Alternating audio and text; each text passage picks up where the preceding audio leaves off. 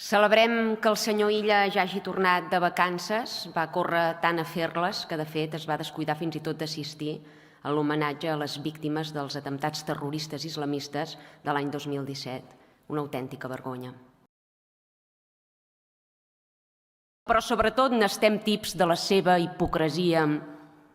No poden denunciar la discriminació de la dona i permetre l'entrada d'una diputada que fa ostentació de la misogínia islàmica.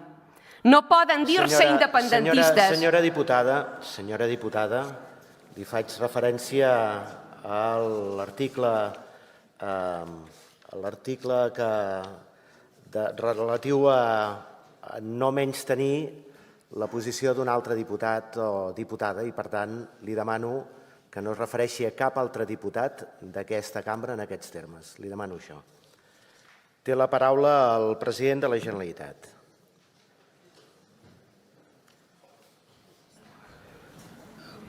Perdoni, president, en relació a la intervenció que ha fet la diputada Sílvia Orriols, feia referència a l'article 233 del Reglament del Parlament de Catalunya, que és clar i explícit en aquest sentit. Té la paraula el president de la Generalitat. Moltes gràcies, senyor president. Miri, havia de dir, no estaré massa temps, 5 coses molt concretes. Primera, vostè no és ningú per donar lliçons de qui és català i no és català. No és ningú per dir qui és català i qui no és català.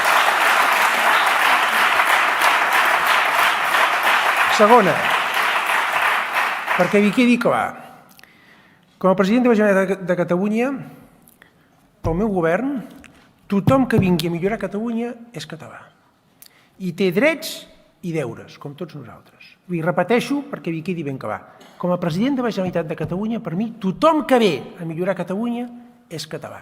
Tan català com vostè o com jo. I té drets i deures, els mateixos que tenim vostè i jo. I així els tractarem. Tercera cosa.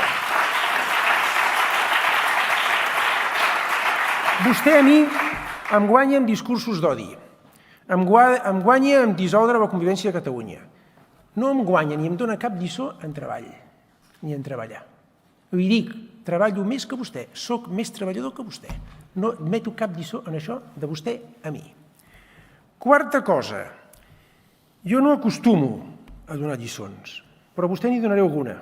I començaré per donar-n'hi una avui. Aprengui educació i aprengui a respectar les institucions que són de tots els catalans. De tots, no només de vostè, de tots els catalans. I cinquena qüestió, i perquè tingui les coses també ben clares vostè. Jo també governo pels ciutadans de Ripoll. També governo pels ciutadans de Ripoll. I estaré especialment atent a que els ciutadans de Ripoll, que no comparteixen el seu discurs d'odi, trobin en el govern de la Generalitat polítiques efectives. I estaré vigilant, com a president de Catalunya, el que fa vostè com a alcaldessa de Ripoll.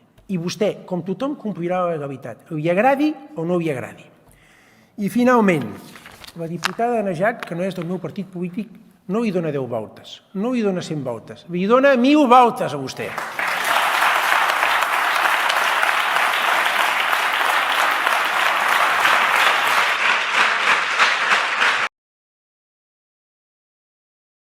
Bé, no sé si és més treballador que jo, és probable. El cas és que vostè, només de ser investit, se'n va anar de vacances i jo, després d'un any i mig de ser batllessa de Ripoll, saps quants dies de vacances ja he fet? Un. Per tant, no sé, una cosa és dir-ho i l'altra cosa és aplicar-s'ho. Algunes de les coses que ha dit avui, diu que la immigració no posa en risc cap identitat, ens ho diu minuts després de reconèixer la situació crítica de la nostra llengua que frega percentatges que limiten amb l'extinció. Diu que la immigració ens enriqueix. Ho sap que a Torredembarra hi ha un cicle de conferències islàmiques i que un dels ponents diu públicament que les dones que es perfumen són meuques? Quina mena de riquesa és aquesta, senyor Salvador Illa? Diu que desmentirà els discursos d'odi, comenci pel seu govern, que fa declaracions i piulades supremacistes i catalanòfobes, comenci per ells. I ja per acabar, una recomanació.